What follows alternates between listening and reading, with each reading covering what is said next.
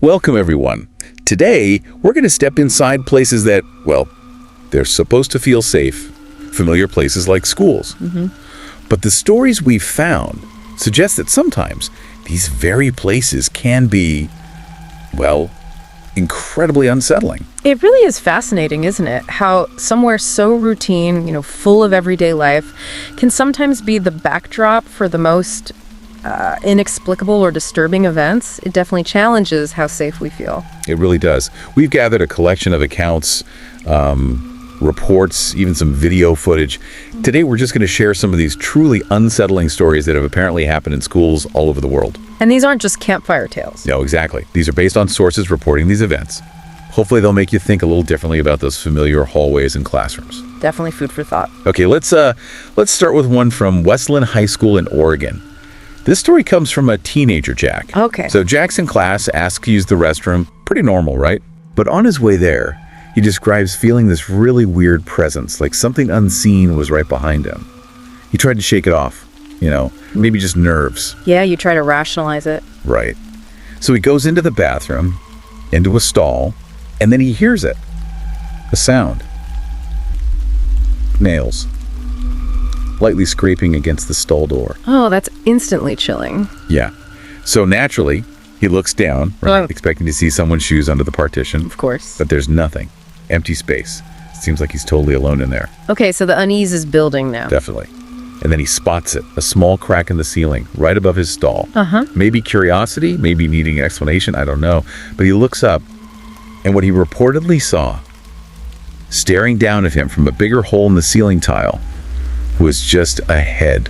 Expressionless. Wow. Just a head. That's the account. He said he just sort of stumbled back against the stall door, completely frozen in fear, just staring up at this face. I can't even imagine pure Yeah. terror. But somehow, amidst the panic, he actually managed to get his phone out, and he said he already had it in his hand, maybe he was texting before, and snapped a picture. Quick, shaking heads. He got a picture, even while terrified. Apparently, the very next second, he just ran, bolted straight for the janitor's office, phone in hand, to show them. Okay, and the picture... Well, the sources say the original photo was terrible quality.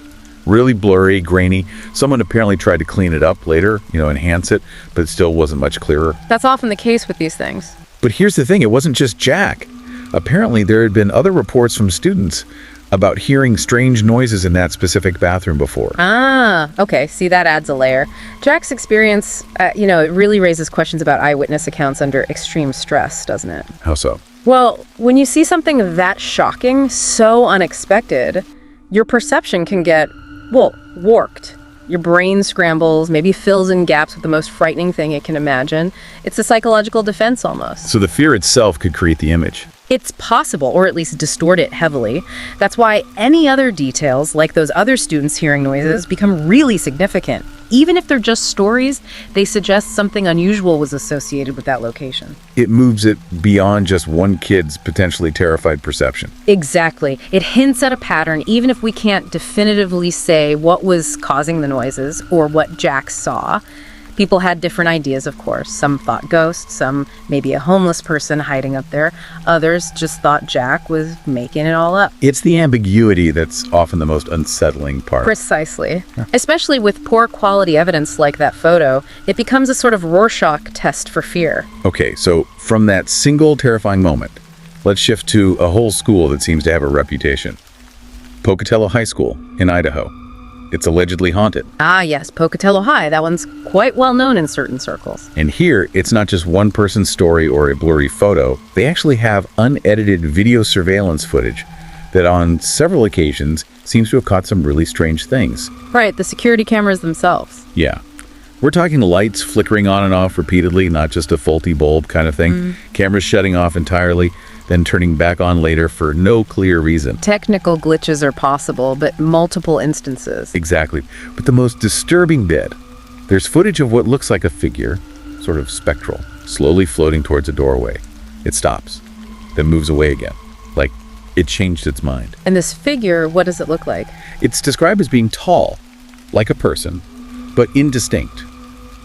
Hazy, not resembling anyone specific. And the counter-arguments. Well, sure, you could argue the figure is maybe something hanging like a decoration or an insect close to the lens, maybe dust, but that doesn't really explain the lights flickering in other areas at different times, does it? No, those seem like separate phenomena. It's the combination that's intriguing. Right. And school officials have apparently acknowledged this stuff isn't isolated. Students, staff, they've reported all sorts of things. Whispering sounds when no one's there, a piano playing by itself in the auditorium. The auditorium seems to be a hot spot there, doesn't it?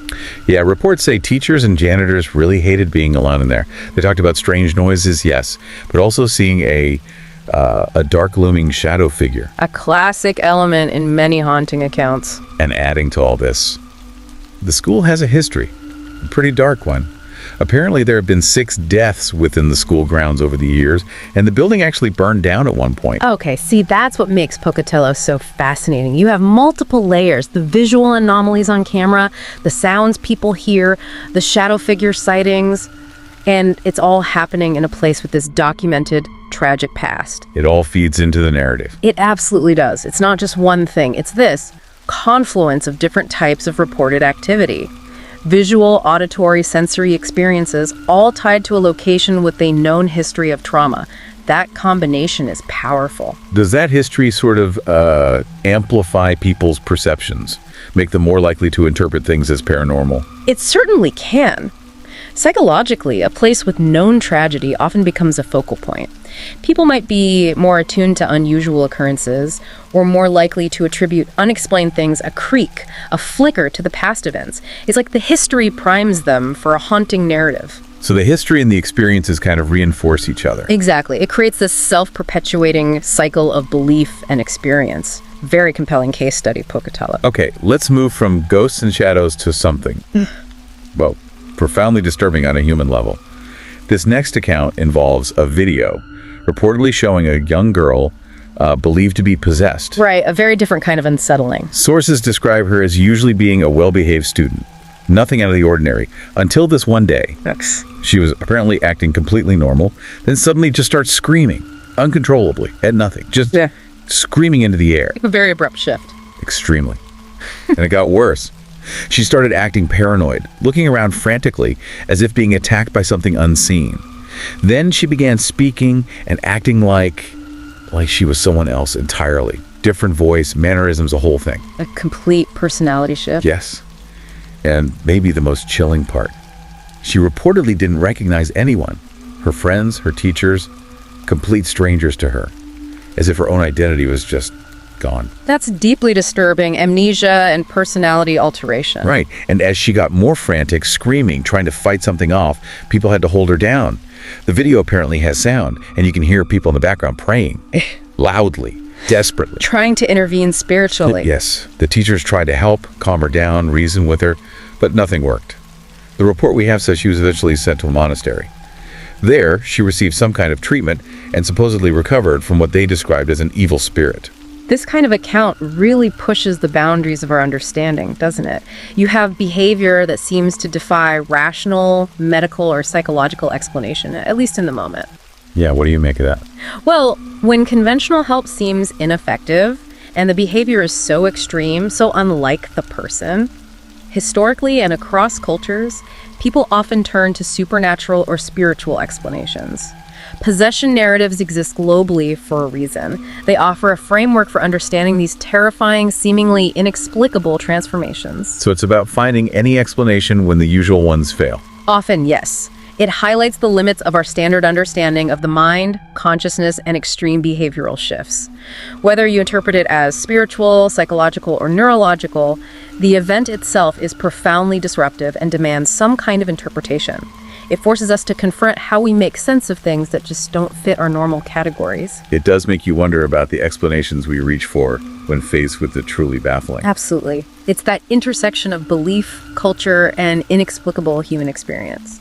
Okay, let's shift gears again. Another video-based account, this time from Afghanistan. A couple of teenagers decided to explore an abandoned school that had a local reputation, for being haunted. Right, the classic dare scenario almost. Kind of. They filmed it, and you can tell they're scared. They mention it a few times. Yeah. But also really excited. Apparently, they'd been planning this for a while to finally get footage of this supposedly haunted place. Anticipation mixed with fear. Exactly. So they go inside, filming as they explore. At first, it's just typical abandoned building stuff, weird drawings on the walls, broken desks, dust. Nothing overtly strange. Standard urban exploration finds. Pretty much. But then, later in the footage, something appears. A figure described as ghost-like. And when people analyze the clip later, they notice something really disturbing about it. Which was? The figure seems to be missing its head. Headless. Okay, that definitely ups the creep factor. You think. But here's the kicker. The teenagers who filmed it. They insist they saw nothing unusual while they were actually there. Ah, so they didn't react to it while filming. Nope. They only noticed this headless entity when they got home and watched the video back on their computer. That's fascinating, the post-discovery element. Right. That clip apparently got pretty well known on YouTube. It's still considered one of the more intriguing bits of alleged paranormal footage out there, partly because of that delayed discovery. And that aspect, discovering something unsettling only after the event, when reviewing footage or photos, that's a recurring theme in paranormal accounts. It speaks volumes about perception. How so? What does that suggest? It suggests that our immediate perception, what we register consciously in the moment, might not capture everything. Sometimes the camera, or our subconscious, picks up details that we only process later when we have the time and distance to analyze. So we might miss things right in front of us. Potentially. Or maybe the recording medium captures things differently. Or perhaps looking back allows our minds to impose a pattern or interpretation we missed initially. Whatever the reason, that delayed realization often makes the discovery feel even eerier. The dread isn't immediate, it creeps up on you later. Like the event isn't over until you've reviewed the evidence. Exactly. It extends the unsettling experience beyond the moment itself. It adds this layer of, what else did I miss? It's a creepy thought, definitely. Okay, our final story tonight takes us back to the U.S., Massachusetts. An art institute. And this one's chilling, but maybe not in the way you'd expect. It involves a janitor, 45 years old, working the overnight shift. Alone. It's cold, snowy January night. Setting the scene, isolated. Right. And he was already uneasy because apparently people at the institute, staff, had been reporting hearing noises, strange sounds coming from inside the walls and from the vents. Ah, those ubiquitous building noises again. Yeah, but persistent ones. So he's doing his rounds, scrubbing bathrooms, and he hears these muffled noises from the walls. Faint, but there. Later, cleaning classrooms, studios, he hears rumbling sounds from the vents. Little noises, but adding up in the empty building. Building the tension. Totally.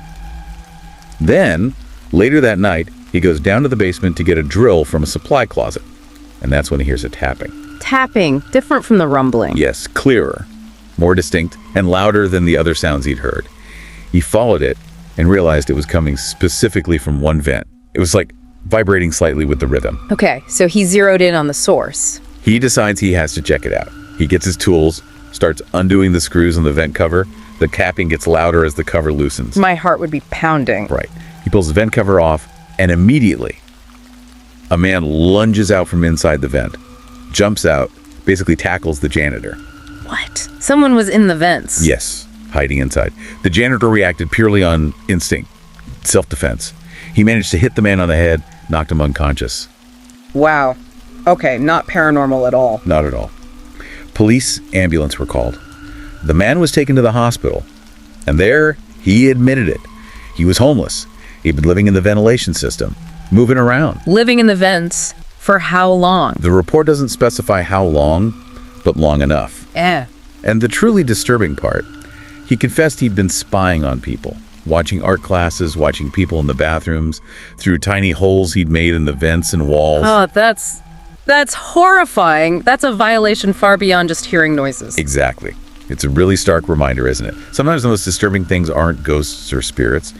They're very real, very human dangers hidden right there in plain sight, or rather just out of sight. Absolutely. It's a powerful contrast to the other stories. It shows how easily our minds jump to the supernatural to explain strange noises, bumps in the night, when the reality can be something far more mundane, but arguably much more frightening and violating. The fear becomes tangible, immediate. Precisely. It shifts from the unknown and potentially otherworldly to a direct human threat. That realization that someone was physically present, watching, that hits on a different, perhaps deeper level of fear for many people. It really makes you think twice about unexplained sounds in familiar places. It certainly does. It highlights that tendency to look for extraordinary answers, but serves as a chilling reminder that sometimes the truth is grounded in unsettling human behavior, hidden within the everyday structures around us. So there you have it. 5 accounts of unsettling, sometimes terrifying events reported in schools, from ghostly figures and possible possessions to the deeply disturbing reality of hidden human threats. It definitely makes you wonder what else might be hidden, unseen, in places we assume are completely safe and known. Whether it was something you experienced directly or something chilling you only discover later by looking closer, these stories really underscore that the world, even the familiar corners, can hold unexpected, disturbing realities. They certainly stay with you. Thank you for joining us. As we shared these unsettling accounts today, we hope they've given you something to think about. Perhaps something to listen for. Perhaps, if you found these stories compelling, maybe disturbing in a good way, please do like this video, share it with someone else who enjoys these kinds of narratives, and definitely subscribe to our channel, Horror Docs, for more deep dives into unsettling stories. We appreciate your support. Until next time.